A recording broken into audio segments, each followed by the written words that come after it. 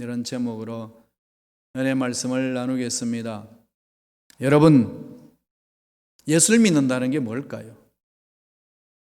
여러분 스스로 예수 믿는다는 걸 뭐라고 말할 수 있습니까? 특별히 예수 믿지 않는 사람들이 주위에서 그 질문을 해오면은 여러분 대답은 무엇인가요? 내 삶을 봐라, 이게 예수 믿는 거다 말할 수 있나요? 있어야 합니다. 바울은 고린도 교인들에게 편지를 보내면서 너희들은 나를 본받으라 그랬습니다. 예수 믿는 사람은 그렇게 외칠 줄 알아야 합니다. 못하겠다고요? 그럼 신앙 돌아보세요. 신앙생활 잘못하고 있습니다. 너무 야속한가요? 아닙니다. 우리 예수 믿는다는 것 다시 돌아봐야 되지 않겠습니까?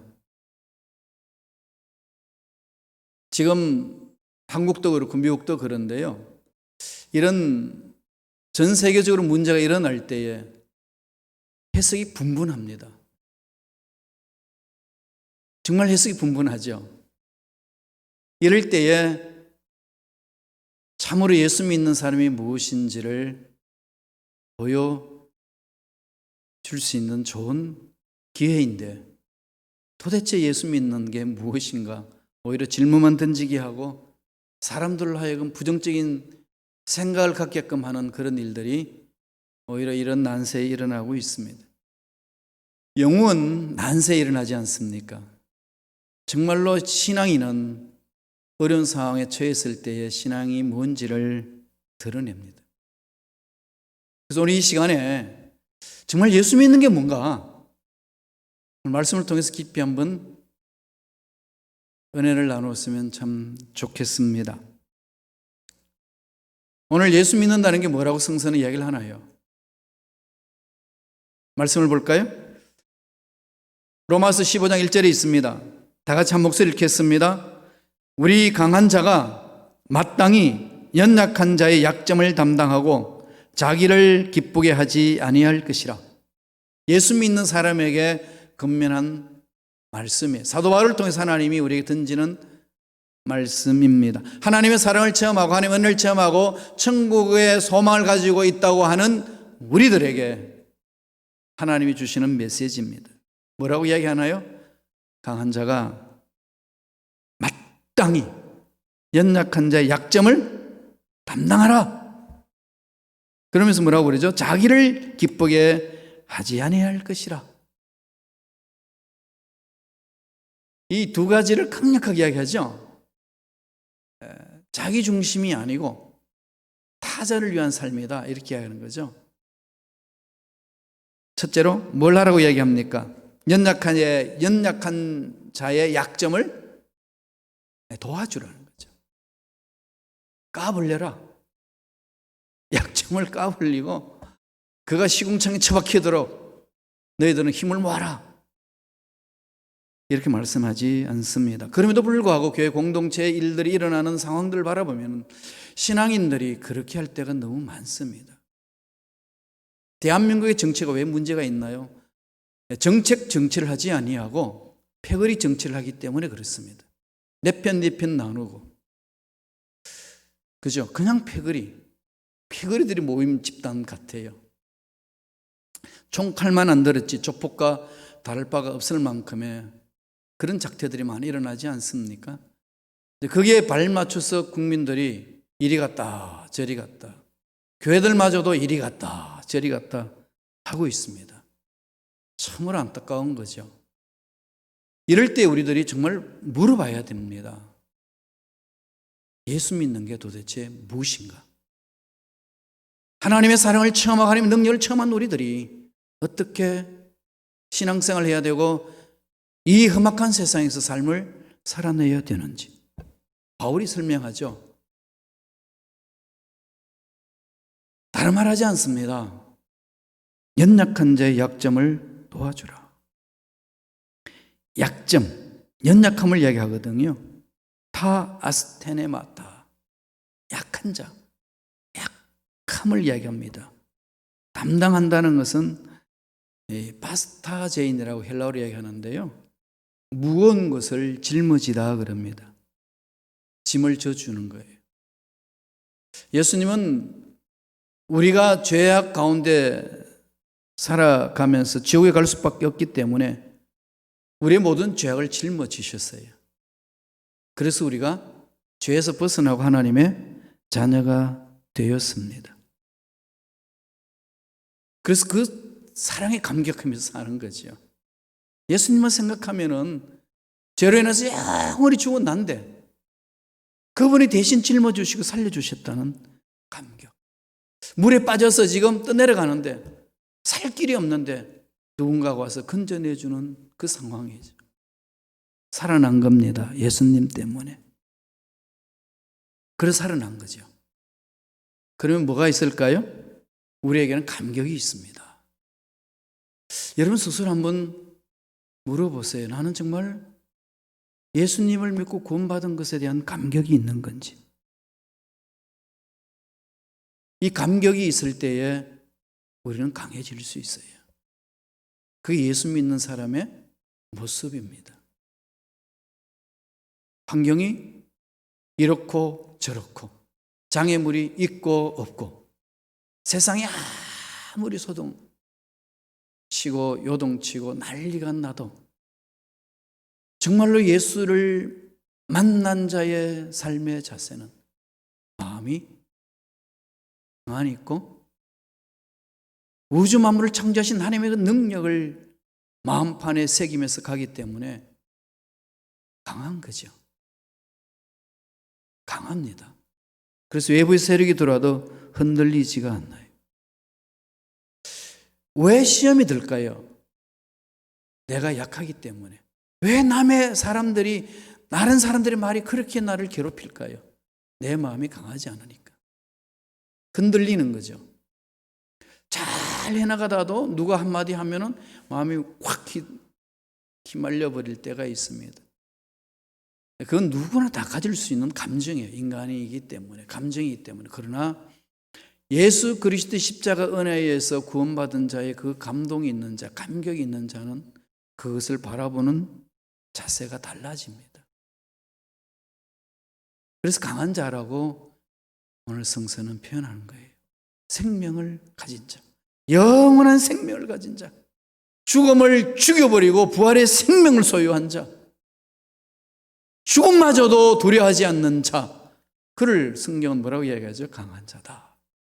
그렇게 하지 않아요. 세상 것들을 많이 가져서 강한 것, 높은 자리에 올라가서 강한 것, 순간입니다. 다 없어지는 거잖아요. 그죠? 그렇게 근력이 있던 그들이 지금 다 내려놓고 나니까 이리 휘둘리고 저리 휘둘리고 그러지 않나요? 그렇게 돈 많은 사람들이 돈 다 잃고 나니까 강함은 없습니다. 우리가 강할 수 있는 것은 우주 만물을 창조하신 하나님의 생명이 있기 때문에 강한 거예요.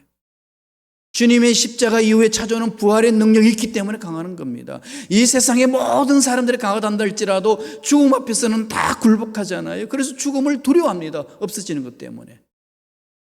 떨잖아요. 아무리 자기가 살아있는 동안에 죽음이 무엇이냐, 죽음을 조소해도 막상 죽음 앞에서는 떠는 게 연약한 인간의 모습입니다. 일전에 제가 말씀드렸듯이 무신론 실존주의 철학자 사르트르가 그랬습니다. 죽음 넘어, 삶에 넘어 죽음이 있는 것, 그것 가지고 왜 난리냐? 살아있다는 이 실존 자체에 중요한 것이지 넘어있는 생각을 왜 난리냐? 죽음을 조소했습니다. 지금 삶의 실존이 중요하다는 거죠. 그런데 그가 막상 죽을 병에 걸렸을 때에 프랑스의 종합병원에 입원해서 자기가 무슨 병인지 의사한테 묻지도 못합니다. 혹시 죽을 병이 걸렸다고 선고될까 봐. 자기 부인과 의사와 이야기하는 것을 기동량으로 듣습니다. 폐수증, 물에 차서 죽는 병이에요. 그걸 알고는 발악을 합니다. 정말로 발악을 했어요. 의사들한테 막 욕하고 간호사들한테도 욕하고 방문자한테도 그냥 발악을 하고 정말 한 세기의 위대한 사상가였던 그 사르트르가 그런 모습으로 변화되는, 바뀌는 모습에 충격을 먹는 거죠. 그렇게 발악하다가 죽었어요. 왜 그럴까요? 그렇게 죽음을 조소했던 그가 막상 죽음 앞에 그렇게 떨며 갔을까요? 이게 인간의 연약함 아니겠습니까? 돌아갈 집이 없는 겁니다.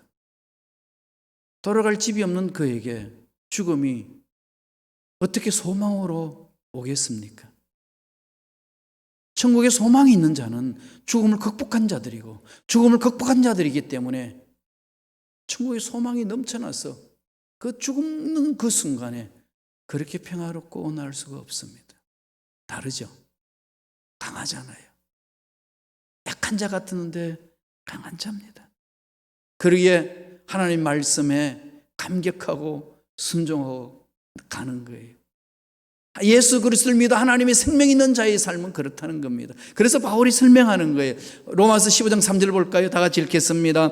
그리스도께서 자기를 기쁘게 하지 아니하셨나니 기록된 바 주를 비방하는 자들의 비방이 내게 미쳤나이다 함과 같으니라. 비방하는 사람들의 경험을 다 함에도 침묵을 지키는 거죠. 대들지 않습니다. 어둠의 세력들이 뭐라고 이야기하는 것에 말을 섞지 않는 거죠. 오늘날 교회를 향하여 세상에 난리를 칩니다. 대들 필요 없어요. 진리를 모르는데 뭘 그들 앞에 대들겠습니까? 그리고 또한 우리가 잘못한 것에 대해서 뭐라고 말하는데 뭐 대들 게 있나요? 우리들 할 일은 뭘까요? 빛이 되면 됩니다. 어둠이 우리를 감쌀 때요, 그 어둠만 물러가라고 대말 필요도 없고 과음칠 필요도 없고 몸부림칠 필요 없어요. 우리들이 할 일은 뭡니까? 빛을 발하면 됩니다. 빛을 발하면 어둠은 사라져요. 세상이 아무리 약해도 예수 그리스도를 믿는 자에게는 늘 희망이 있고 소망이 있습니다. 이유는 뭘까요? 예수님이 살아계시니까. 죽음을 죽여버리고 부활하셨으니까 소망이 있잖아요. 그러므로 세상은 어두워져도 교회 공동체는 밝아지는 거예요. 여기에 당당함이 있는 거지요. 세상을 향하여서 교회가 이러쿵저러쿵 이야기할 필요 없습니다. 우리가 주님의 말씀에 순종하고 주님의 뜻을 드러내고 예수 그리스도의 권세를 드러내고 진리 안에 거하면 우리는 빛을 발합니다. 그럴 때 세상의 어둠은 사라지는 거죠. 그래서 내 중심이 아니라 하나님 중심으로 가는 겁니다. 그게 나를 기쁘게 하는 삶이 아니에요. 그게 예수 믿는 자의 특징입니다. 주님이 그런 삶을 살아내셨기 때문에 주를 닮아가는 거예요. 마가복음 10장 44절 45절 한번 읽어볼까요?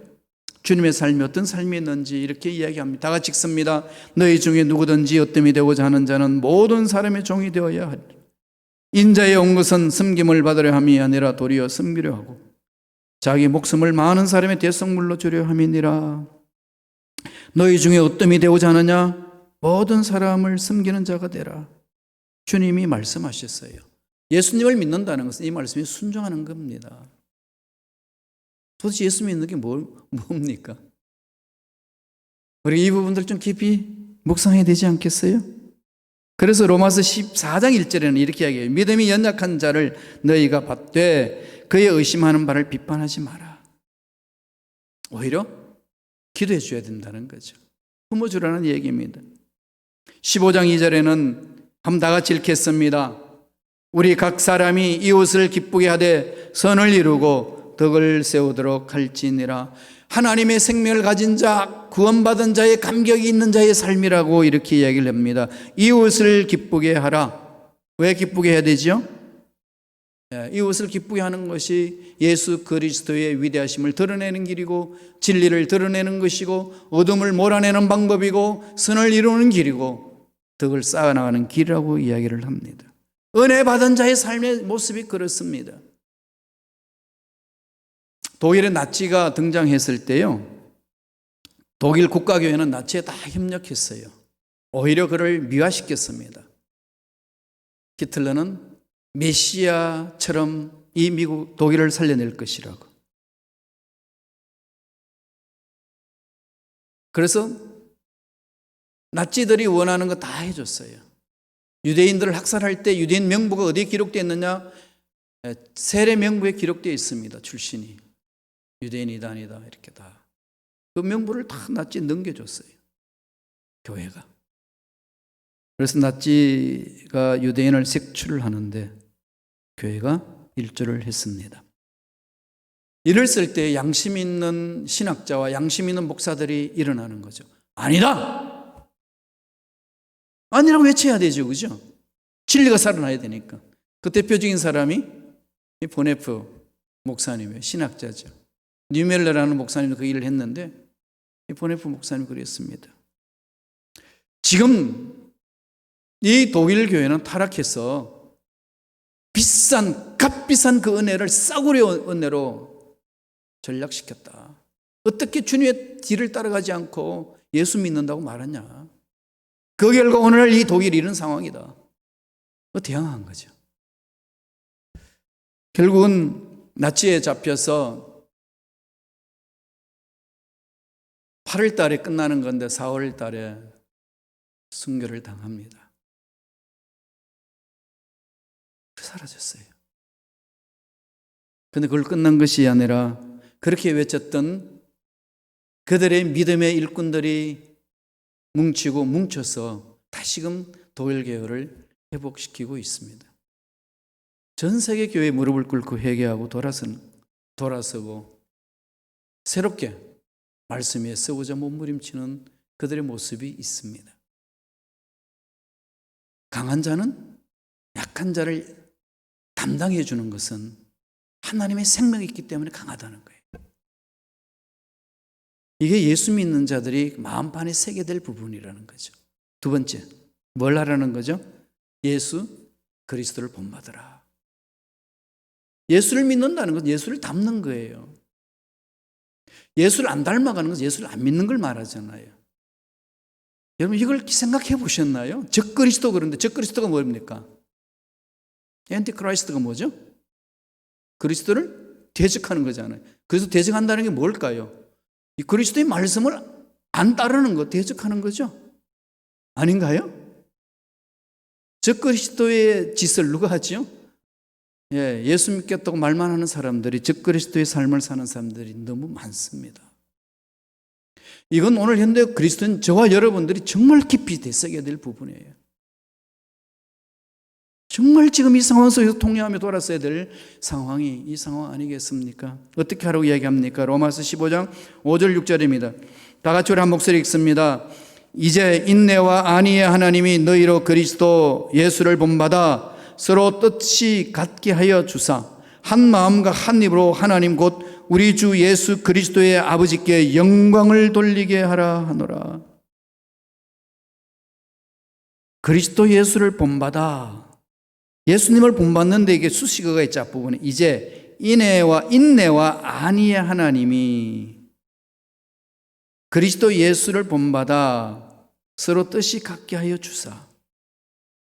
오직 예수님은 하나님의 뜻 안에 살겠다 몸부림치신 분이에요. 이 땅에 오셔서 예수님이 사역을 하실 때에 이뤘던 건 뭐죠? 아들은 아버지께서 보여주시는 것만 보고 말하고 행동한다. 아버지께서 보여주지 않는 것은 하지 않는다. 그것이 내 삶이다. 그렇게 일관성 있게 이 세상에서 외치셨고 제자들을 훈련시켰고 그 말씀을 기록해 주셨습니다. 기록하게 하신 거죠. 그러면 우리들은 어떻게 하죠? 예수님 믿습니다. 이 말은 예수님이 말씀하신 대로 순종하려고 몸부림치는 거죠. 예수님이 이끄시는 대로 따라가는 삶이에요. 환경이 이렇습니다. 저렇습니다. 문제 있습니다. 연약합니다. 이거 보지 말고 예수님이 말씀하신 것에 집중하라는 겁니다. 예수를 믿는다는 것은 예수님이 말씀하신 것에 순종하는 것이고 예수님이 삶을 사는 것에 따라가는 것이고 예수님이 말씀하시는 대로 한 걸음 한 걸음 따라가겠습니다. 옮기겠습니다. 이게 예수 믿는 사람이고 예수 믿는다는 겁니다. 예수 믿는다는 것은 교회만 오는 것이 예수 믿는 게 아니고 교회에 와서 예수 말씀하신 대로 따라가는 거예요.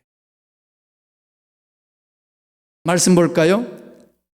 로마서 15장 4절 5절입니다. 한문 더 읽겠습니다. 무엇이든지 전에 기록된 바는 우리의 교훈을 위하여 기록된 것이니 우리로 하여금 인내로 또는 성경의 위로로 소망을 가지게 함이니라. 이제 인내와 위로의 하나님이 너희로 그리스도 예수를 본받아 서로 뜻이 같게 하여 주사. 예수님은 끝까지 참아내시고 끝까지 말씀에 순종하며 하나님이 원하시는 일을 감당하셨습니다. 그래서 우리가 다 구원받을 수 있는 길을 열어주셨어요. 그래서 우리는 예수를 그분을 나의 구세주로 믿고 천국을 소유하며 천국의 소망을 갖고 한 걸음 한 걸음 삶을 살아가고 있습니다. 그러면 우리는 예수님을 본받아 뭘 본받죠? 그렇게 살아내셨던 것. 참아내시고 긍휼을 베푸시고 주님 뜻, 하나님 뜻대로 살고자 몸부림치던 그 모습을 본받는 삶. 이거죠. 그것을 구체적으로 사도 바울이 빌립보 교인들에게 설명을 해준 내용이 있습니다. 다 같이 읽어볼까요? 빌립보서 2장 2절에서 4절의 말씀입니다. 다 같이 읽습니다. 마음을 같이하여 같은 사랑을 가지고 뜻을 합하여 한 마음을 품어 아무 일에든지 다툼이나 허영으로 하지 말고 오직 겸손한 마음으로 각각 자기보다 남을 낮게 여기고 각각 자기의 일을 돌볼 뿐더러 또한 각각 다른 사람들의 일을 돌보아 나의 기쁨을 충만하게 하라. 같은 사랑을 가지고 아버지 사랑 그죠? 하나님 사랑. 우리 모두가 똑같은 하나님, 똑같은 예수님, 똑같은 성령님을 이야기를 하고 있는데 왜 이렇게 이 사랑 표현이 달라지는지 모르겠습니다.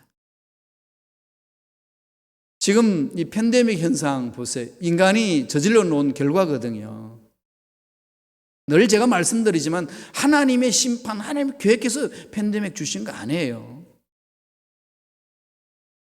하나님 창조한 세계를 그냥 파괴시켜서 자연 속에 있어야 될 바이러스들이 인간을 공격해오는 것이 오늘날 현상입니다. 그럼 누가 그렇게 자연을 파괴했나요? 생태계를 파괴하는 주범이 누구죠? 인간이에요. 왜요? 잘 먹고 잘 살기 위해서 한번 잘 살아보겠다고 했는데 결과론적으로 엉망으로 만들어버리지 않습니까? 이게 죄악을 가지고 있는 인간들의 실태예요.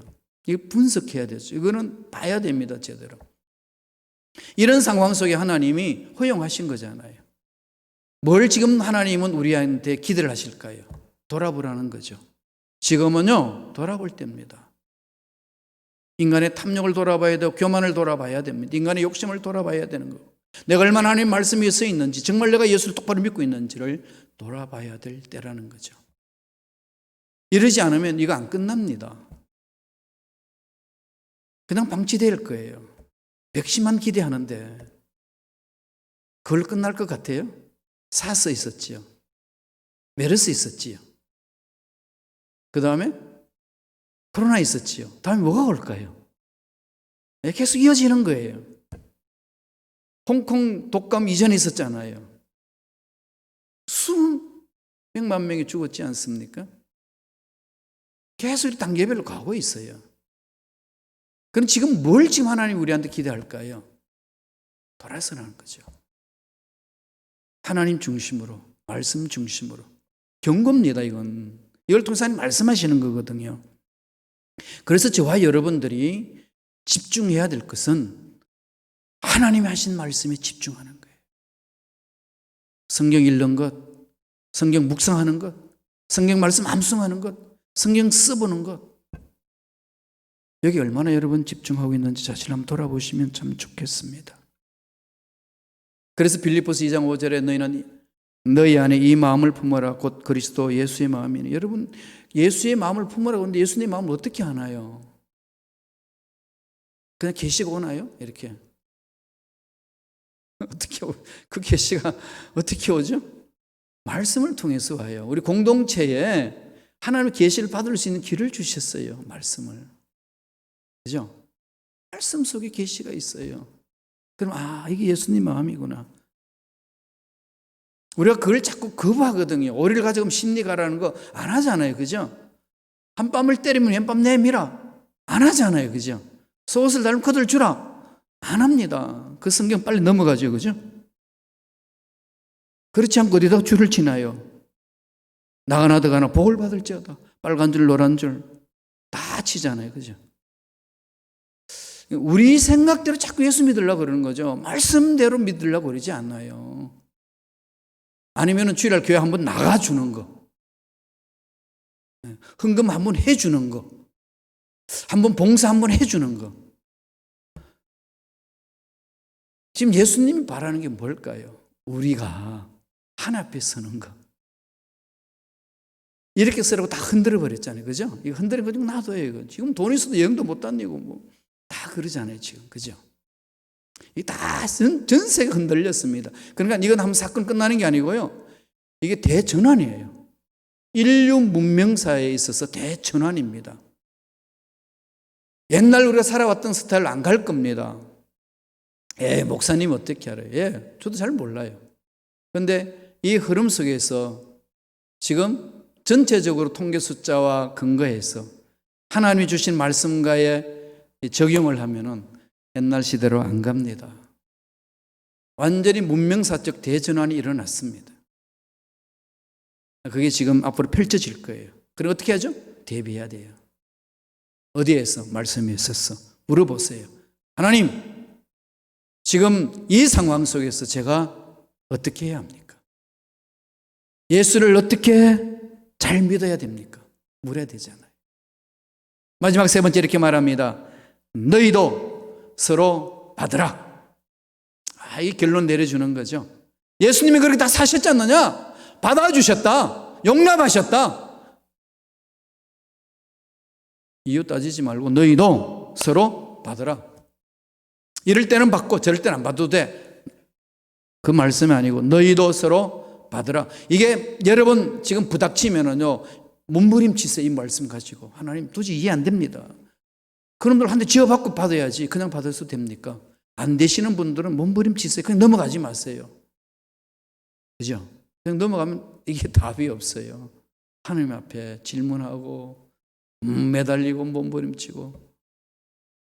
목사님이니까 뭐 저렇게 말하는 것보다 그런 넘기지 마시고 이 말씀과 실험하셔야 돼요. 말씀 볼까요? 로마서 15장 7절입니다. 15장 7절 다 같이 읽습니다. 이러므로 그리스도께서 우리를 받아 하나님께 영광을 돌리심과 같이 너희도 서로 받으라. 예수님이 우리를 받을 때에 조건이 뭐죠? 아무것도 없습니다. 인류를 위하여 그냥 다 내주셨어요. 믿기만 하면 다 받아주신 거예요. 믿기만 하면 십자가의 그 은총을 믿기만 하면 다 받아주신 하나님의 넓은 사랑, 그 사랑으로 우리를 받아주신 주님의 은혜입니다. 이러므로 그리스도께서 우리를 받아 하나님께 영광을 돌리심 같이 너희도 서로 받으라. 이게 예수 믿는 사람이에요. 이걸 안 하면 안 믿는 사람이에요. 이론은 믿는데 실천은 안 믿는 거죠. 그래서 우리 신학자들이 이런 말을 해요. 이론적으로는 유실론자인데 실천적인 무실론자다. 실천적 무신론자이기 때문에 하나님 능력이 나타나지 아니하고 교회가 세상으로부터 욕먹습니다. 세상은 그래도요 어둠의 세력들이잖아요. 그래도 그들은 빛을 원해요. 허무하거든요. 어둠 속에서 아무리 많이 가져도 허무하잖아요. 그런데 그 빛을 바라는데 교회마저도 빛을 바라지 않고 어둠과 짝하고 있는 모습 보니까 돌을 던지는 거죠.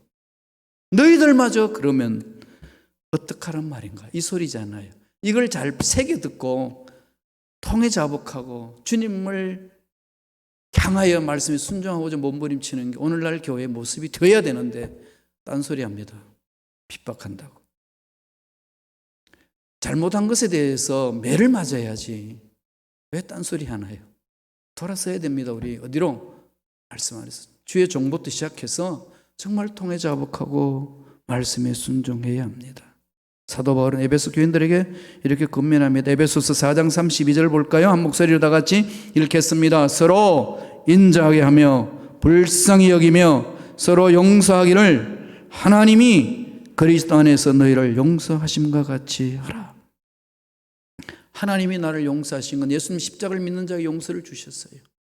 조건 없습니다. 어떠한 죄악을 범해도 회개하고 돌아서는 자 다 받아주셨어요. 그런 용서를 처음 했다면 너희들도 서로 인자하게 하며 불쌍히 여기며 서로 용서하기를 그렇게 하라는 거죠. 이게 싫으신가요? 이게 싫으면 예수 믿는 사람이 안 되는 겁니다. 아, 예수님 믿어요. 그런데 이건 싫어요. 안 믿는 거예요. 그렇게 가셔야 합니다. 그래야 내가 살아요. 그래야 내가 살고 자녀들을 살리고 죽어가는 영혼들을 살려낼 수 있습니다. 예수 믿는다는 것 뭘까요? 자기 언어로 표현할 줄 알아야 합니다. 삶으로 드러낼 줄 알아야 돼요.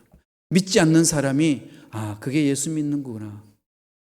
그게 예수 믿는 거라면 나도 당신처럼 예수 믿고 싶습니다. 인도해 주세요. 들으셔야 합니다. 기도하겠습니다. 하나님 아버지, 오늘 우리에게 생명을 주셔서 하나님의 놀란 사랑 안에 살게 해주시니 감사합니다. 예수님을 나의 구세주로 믿어 하나님 자녀가 되고 하나님의 자녀답게 살아갈 수 있도록 길을 열어주신 은혜에 감격하며 감사하며 우리들도 주님처럼 살기로 결심합니다. 살아낼 수 있도록 역사하여 주시옵소서. 예수 잘 믿는 우리가 되게 성령님 역사하여 주옵소서. 감사하고 예수님 이름으로 기도드리옵나이다. 아멘.